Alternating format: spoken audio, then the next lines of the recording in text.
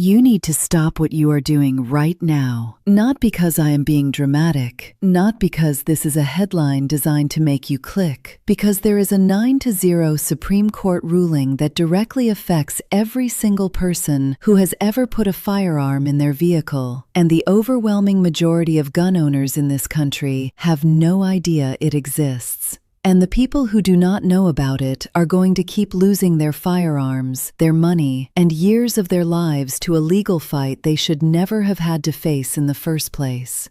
I want to tell you about a man named Robert. Robert is 58 years old. He has carried legally for 22 years. He has never once had a run-in with law enforcement. He is the kind of gun owner that every responsible firearms advocate points to when they talk about what legal, safe, constitutional carry looks like in practice. Last spring, Robert was pulled over for a rolling stop at a residential intersection. The officer approached the window. Robert disclosed his firearm immediately, calmly, exactly the way every responsible carrier is taught to do. His permit was valid, his firearm was registered, his record was completely clean. The officer told him to step out of the vehicle. Robert asked why. The officer said the firearm created a safety concern that justified a search. Robert objected, calmly, clearly. By name, he cited his Fourth Amendment rights. The search happened anyway. Nothing illegal was found, not a single thing. Robert was sent back to his vehicle with a warning for the rolling stop and a receipt for a firearm that the officer had decided to confiscate pending further review. Robert got his firearm back 14 months later after spending over $9,000 in legal fees. The officer was not disciplined. The department said the search was conducted within their existing guidelines. And that is exactly the problem that the Supreme Court of the United States just addressed in the most unified decision on gun rights in a generation. 9 justices,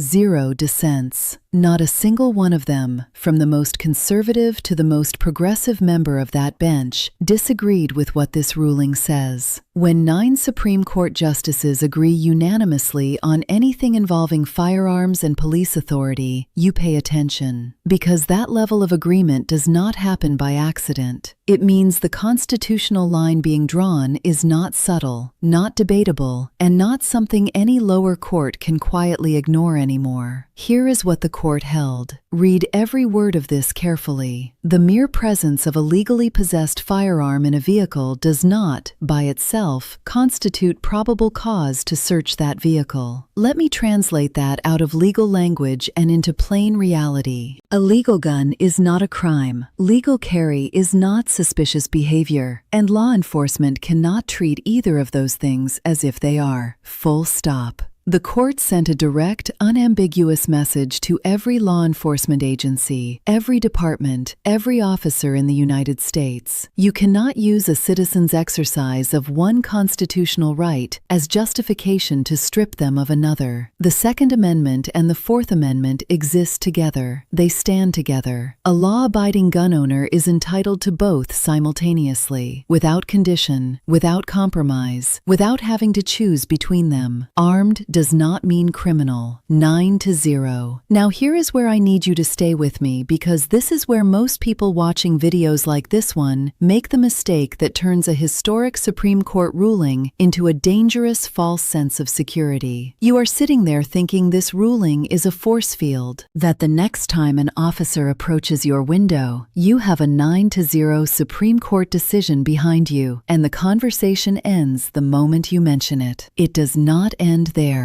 And if you treat this ruling as a complete and unconditional shield without understanding its limits, it will fail you, silently, at the exact moment you need it most. There are 4 specific situations where this ruling will not protect you. Know them before you need them. The first situation is illegal possession. This ruling protects people who legally possess a firearm. It does not protect prohibited persons. If you are legally barred from possessing a firearm for any reason, reason, a prior felony conviction, a domestic violence restraining order, an active protective order, any disqualifying factor at all, this ruling provides you exactly zero protection. The firearm is not a neutral detail in your case. It is evidence of a crime. And if the officer has any reasonable, articulable suspicion that the firearm is not legally possessed, the legal analysis changes immediately and completely. Suspicion of unlawful possession is itself probable cause. This shield functions only when your legal status is completely and verifiably clean. The second situation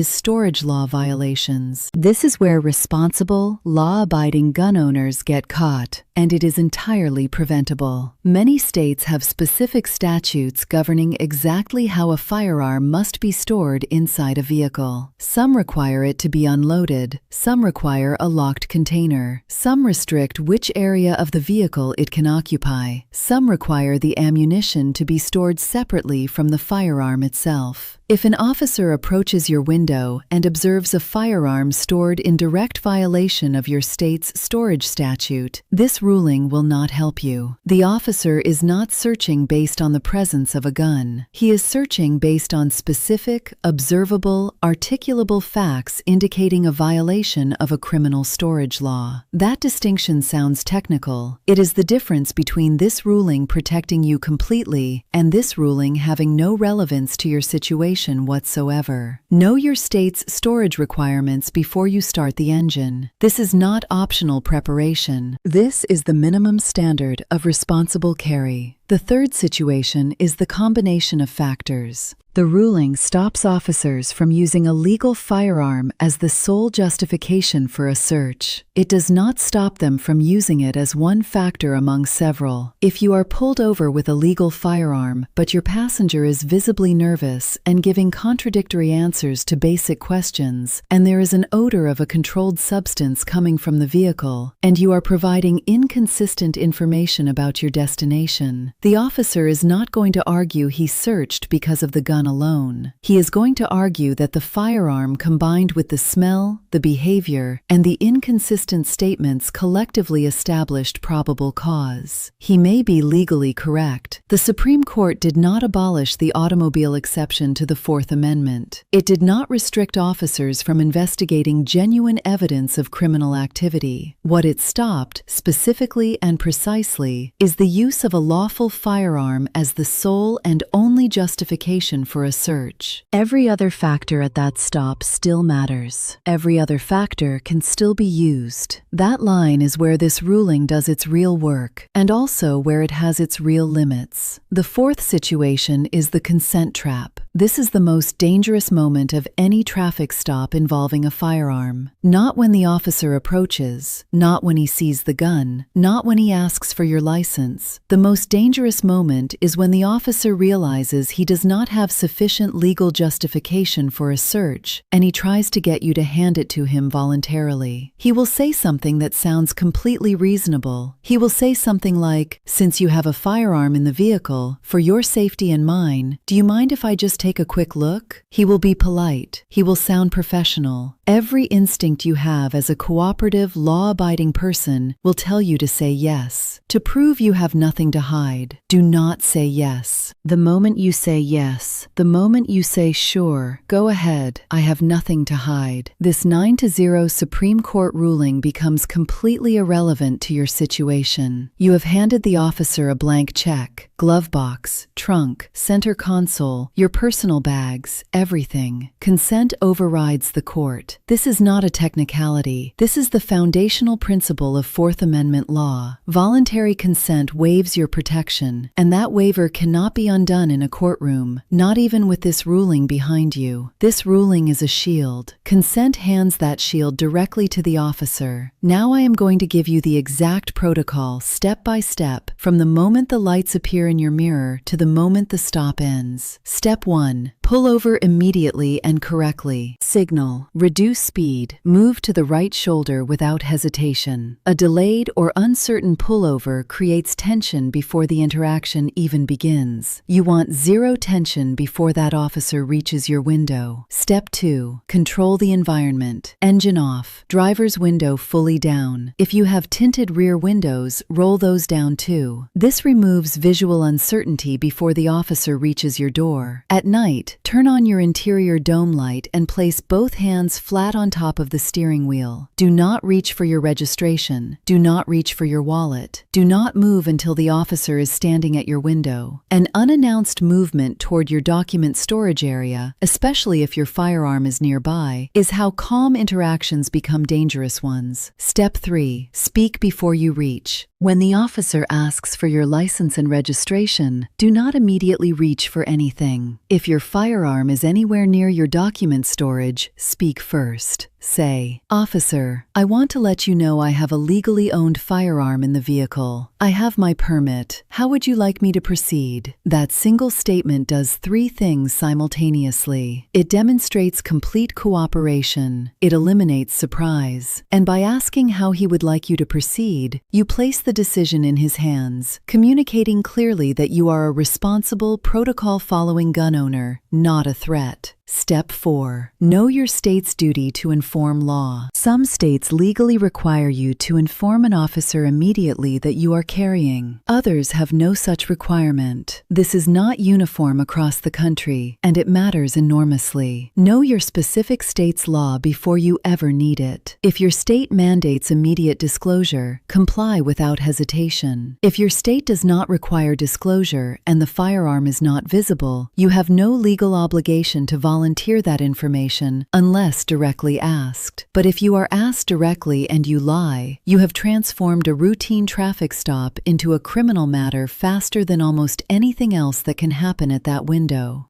Step 5. Refuse consent calmly, briefly, and firmly. When the officer asks if he can look inside your vehicle, and he may ask, your answer is, "I do not consent to searches of my vehicle." Not, "I would rather you didn't." Not, "I don't think that's necessary." Not, "Can you tell me why?" Those responses open a negotiation. You are not there to negotiate. You are there to state your legal position clearly and stop talking. If he responds with, "If you have nothing to hide, why won't you let me look?" you respond with, "I am not consenting to a search." Then you stop talking. That line of pressure is a psychological tool designed to make refusal feel like guilt. It is not a legal argument. You do not need to respond to it as if it is one. Step 6. Use silence deliberately. Silence is a protected exercise of your Fifth Amendment rights. It is one of the most powerful legal tools available to you at a traffic stop. Do not fill quiet moments with nervous explanation. Do not answer questions like, "Where are you headed tonight?" or "Is there anything else in the car I should know about?" You are not legally required to answer investigative questions. Most people talk their way into a search. Every sentence you volunteer hands the officer another potential building block toward probable cause. Silence removes every one of those blocks from the table.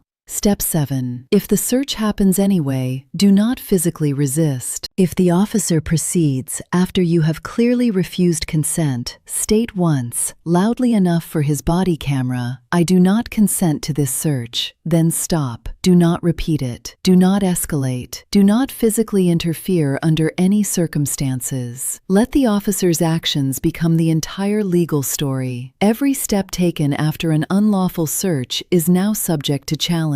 Every piece of evidence discovered in a search that should not have occurred becomes potentially suppressible in court. Your composure in that moment is not weakness. It is the entire foundation of your legal case. Step 8. Document everything before you drive 5 miles. The moment the stop ends, pull over somewhere safe and write down everything while it is still accurate. The exact time and location, the officer's full name and badge number, the vehicle unit number if visible, the precise words exchanged at the window, whether you consented or refused, and what exact words you used, what justification the officer gave for the search if one occurred. What was found or not found? What was or was not returned to you? Human memory degrades rapidly and selectively. What feels vivid right now will be blurry in 48 hours and reconstructed in 30 days. Specific, contemporaneous written documentation is what attorneys use to build winning cases. Vague general recollections are what cases get lost on. Now let me bring everything together. The Supreme Court just drew a line in 9-0